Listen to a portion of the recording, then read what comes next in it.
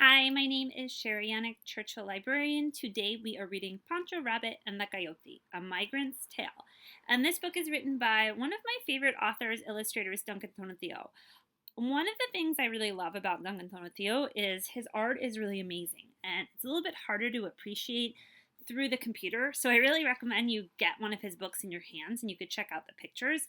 But one of the neat things he does is if you see it up closely, you can see those jeans look very realistic, and they are because he takes pictures and he kind of puts them into his drawing. So a lot of the images are different textures, hair, fabrics, paper bags, things like that he scans and he actually puts into his drawings. I really recommend you check out his books. He has a lot of really amazing books, and this one I think you'll enjoy. And it has some double meanings if you know a bit about the coyotes and their role in a lot of people trying to come to the U.S. from Central America. But it also has a little bit of a fable tale. So I won't go into too much more detail. Let's dive in, and you can kind of think about what do you really think about this coyote? Would you trust him? Let's see. All right, so Pancho Rabbit and the Coyote, A Migrant's Tale. One spring, the rains did not come and the crops could not grow. So Papa Rabbit, Senor Rooster, Senor Ram, and the other animals from the rancho set out north to find work in the great carrot and lettuce fields. There they could earn money for their families. So they're saying goodbye to try to work and make some money. All the bunnies look sad. Many harvests went by, and it was finally time for Papa Rabbit to return home. His family was preparing for a big fiesta. Everyone on the rancho was excited to see him, especially Pancho Rabbit, his eldest son. I heard Mama telling Senora Duck that Papa had saved enough money in El Norte so that he won't ever have to leave us again, Pancho told his brothers and sisters.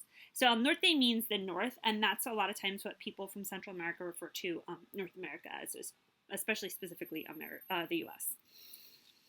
They were helping Mama cook Papa his favorite meal, mole, rice and beans, a heap of warm tortillas, and a jug full of fresh agua miel.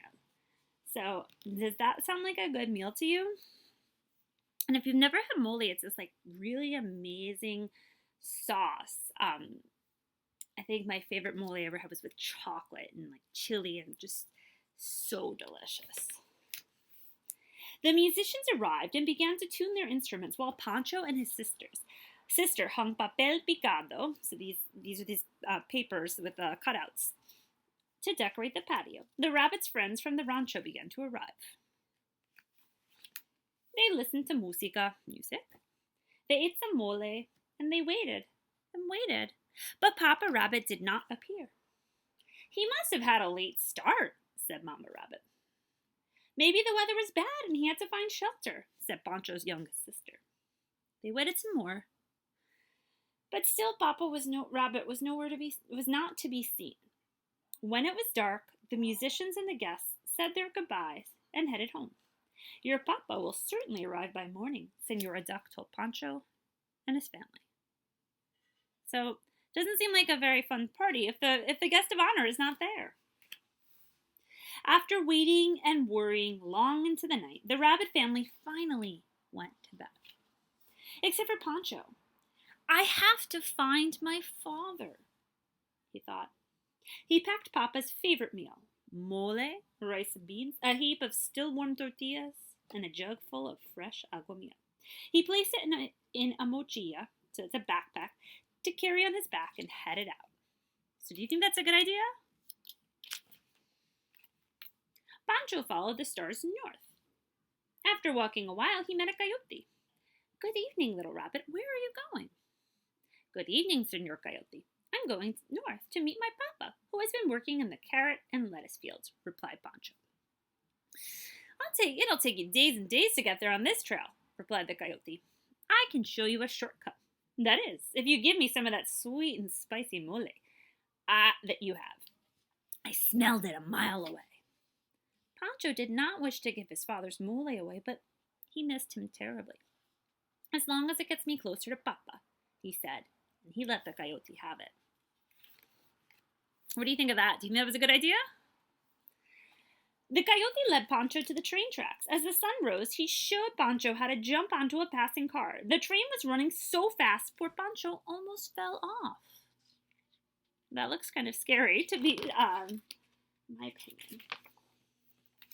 They rode atop the train, zooming through the countryside. When the train slowed for a curve, Pancho and the coyote leaped off. "We must now cross this river," said the coyote. "Senor Coyote, I don't know how to swim," said Pancho. The water was murky and rushed by very fast. He was scared. "I can help you reach the other side," said the coyote, "but I will be exhausted after I do. Once we are across, I will need to eat the rice and beans you are carrying to regain my strength." "Fine," said Pancho, "as long as it gets me closer to Papa." So what do you think of the coyote now? Do you think you should trust him? The coyote packed up a tire that was jumped on the riverbank. Pancho gathered all his courage and held on tight. Splash! They jumped into the river. The coyote helped him float to the far bank, and although he did not want to, Pancho gave the coyote the rice and beans, just as he promised. The sun was high in the sky now. Pancho and the coyote walked on and soon reached a very tall fence that separated the south from the north. It was impossible to jump or climb over.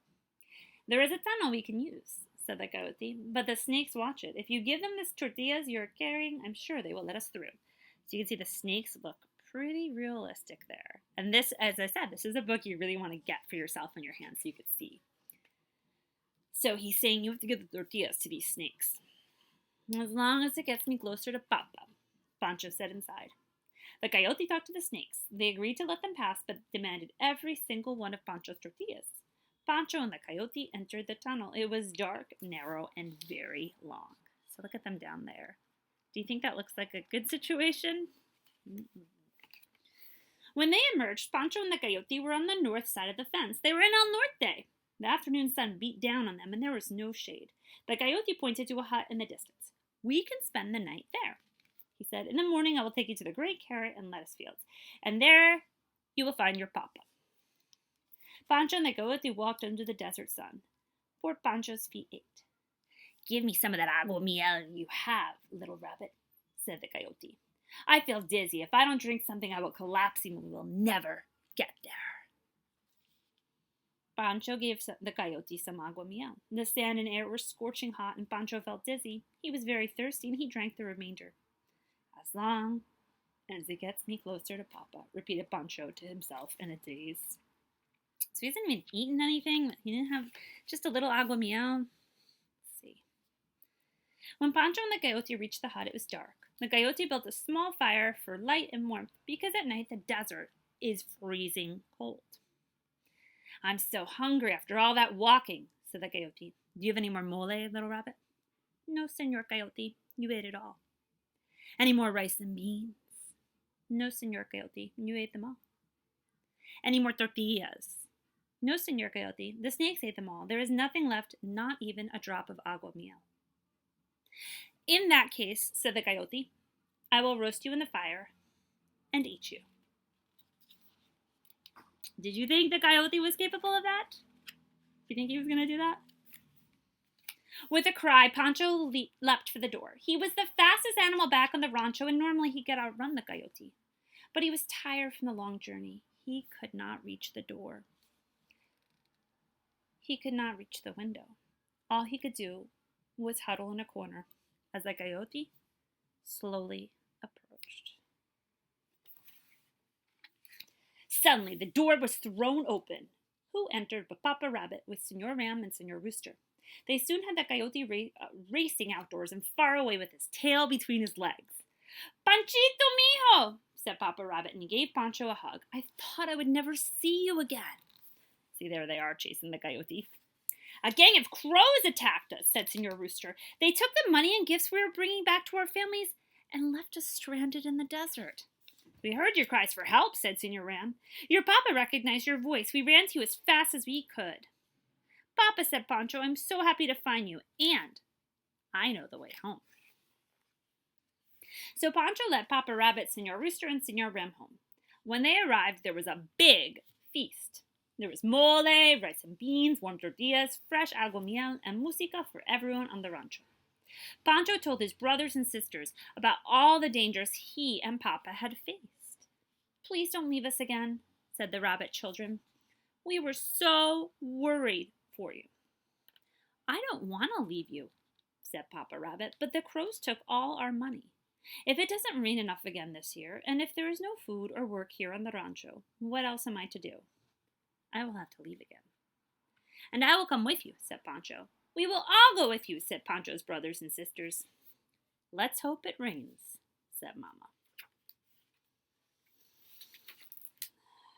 So this is Pancho Rabbit and the Coyote. There's actually a pretty long note at the end where Duncan Tonatiuh, the author, kind of goes into a little bit more about immigrants, about coyotes, and I think it's definitely something you want to sit down and read.